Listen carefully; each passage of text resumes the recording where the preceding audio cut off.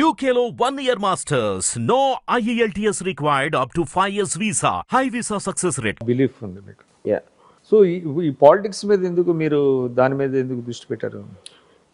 ఇప్పుడు as a film maker my job is మీరు అద్భుతమైనటువంటి ఫిల్మ్ మేకర్, ఏదండి మీరు మంచి film maker. I tell stories, anything which interest me as a story material. ఇప్పుడు for example Lakshmi's NTR ఉంది అనుకోండి, నాకు అది ఏ పార్టీ దానికి సంబంధం లేదు. ఎన్టీ రామారావు అనే స్టార్కి అంత బతుకు పర్టికులర్ టైంలో what happen to mean viceroy hotel, that interested me as a subject matter. అంటే దాని మీద మీరు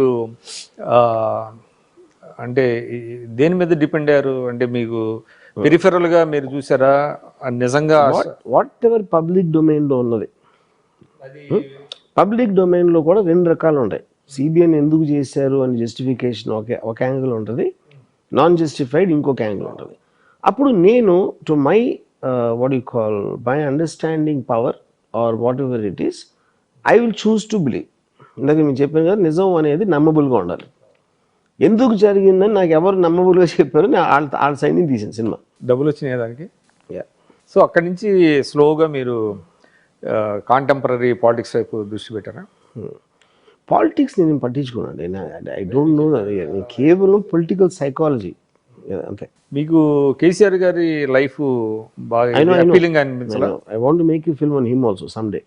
అంతేనా? కలిసారా ఈ మధ్య ఎప్పుడన్నా? మీకేం పిలుపు రాలేదా? మరి కలవకుండా ఎలాగా చేద్దామని? పబ్లిక్ ఫిగర్స్ కలవాల్సిన అవసరం ఉంది. మీరు బాల్ ఠాకరే గారిని కలిసారు? ఎన్టీఆర్ గారిని కలవలేదు, బాల్ ఠాకరే సినిమా అయిపోయి కలిసాను. సినిమా అయిపోయిన తర్వాత ముందు కలవలేదు. అప్పుడు అప్రిహెన్షన్స్ లేవంటే, ఎందుకంటే అక్కడ మహారాష్ట్రలో చాలా సెన్సిటివ్ కదా బాల్ ఠాకరేకి సంబంధించి. అంత జనాలు ఊహించుకుంటారు. అంతేనా? మీడియా హైప్, అది మీడియా హైప్ అంతే. నేను బాల్ ఠాకరే కానీ సినిమా అయిపోయి రిలీజ్కి 2 రోజుల ముందు ఇన్వైట్ చేశాను అంతే సినిమా చూడడానికి. ఆయన పర్మిషన్ నేను ఎప్పుడు అడగలేదు, ఎవరు దాన్ని అబ్జెక్ట్ కూడా చేయలేదు. అయితే కాంట్రరీ టు ది కరెక్ట్ ఏదో ఒపీనియన్, పబ్లిక్ ఒపీనియన్ డిఫరెంట్గా ఉంటుంది. సో కేసీఆర్ గారి మీద తీసే సినిమా కూడా ఆయన కలవాల్సిన అవసరం ఉంటుంది. పబ్లిక్ డొమైన్ మీద ఎవరిని కలవట్లేదు. అది ఇది కాంటెక్స్ట్. ఇప్పుడు అది కూడా కాంటెక్స్ట్. ఇప్పుడు ఫర్ ఎగ్జాంపుల్ వైఎస్ఆర్ గారు పోయిన ఘటన ఏదైతే అయిందో, హెలికాప్టర్ క్రాష్, దాని తర్వాత వచ్చిన పరిస్థితులు ఏం జరిగిందని నేను ఒక పొలిటికల్ థ్రిల్లర్ తెస్తాను.